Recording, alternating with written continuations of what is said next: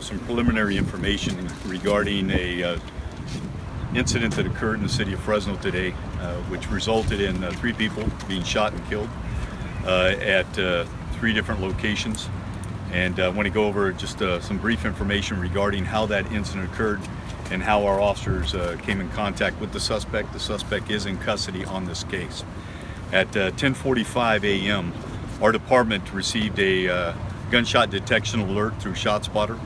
That activation was in the 300 block of North Van Ness, and it was for 2 gunshot rounds that had been fired. That immediately triggered a response from our department. We had officers en route to this incident. We also had a second activation that was nearby with 4 rounds fired. Shortly thereafter, followed by a third and a fourth activation with 6 rounds fired and then 4 rounds. All 16 of these rounds were fired in less than a minute within 4 different locations. About that same time, we ended up with a vehicle, a PG&E pickup truck that pulled up to the west side of police department headquarters at Fresno and M Street. The driver of that vehicle ran up to headquarters and notified individuals that his passenger had been shot. What we have determined that the passenger in that PG&E pickup was shot by the suspect that we have in custody. It was unprovoked, and this individual fired as that passenger was in the vehicle. Fortunately, the driver of the PG&E truck, the employee, drove to headquarters and notified us. We also know that after the suspect in this case shot the individual in the PG&E truck, that he began to walk westbound on Mildreda from Fulton, from Van Ness, and as he did so, he encountered a resident in the area, fired a number of rounds at that individual, but fortunately missed.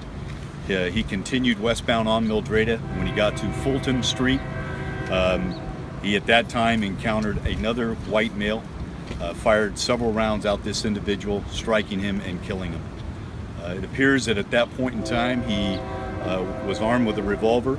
He unloaded his or dropped the shell casings and reloaded with more ammunition. Continued on to Catholic Charities, which is in the 100 block of North Fulton. And as he did so, he encountered an individual that was in the parking lot, a white male, and he fired rounds at this individual as well, striking him, and that person is deceased. Fortunately, as a result of the gunshot detection system through ShotSpotter, we had an immediate response from our officers. One of our officers was traveling eastbound on Divisadero at Fulton when he saw a black male running southbound on Fulton. Immediately upon that individual seeing the officer, he literally dove onto the ground and was taken into custody. And as he was taken into custody, he yelled out, Ali Akbar. And we had been looking for this individual.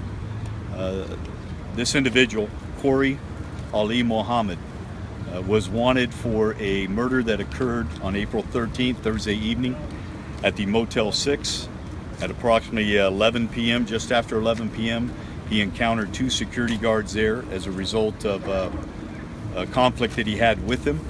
And unprovoked, he shot one of those security guards who was unarmed multiple times.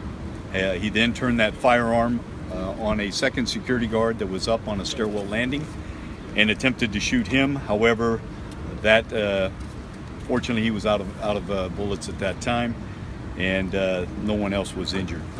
We have been looking for this individual ever since then. We identified him very quickly and have been attempting to locate him. This morning we actually put out a media release to the media. We had our special response teams looking for him since late Thursday night. We've also did some research on Corey Mohammed, and we looked at his Facebook. We know that he has some posts that says that he does not like white people, and also on that post that he has expressed some anti-government sentiments.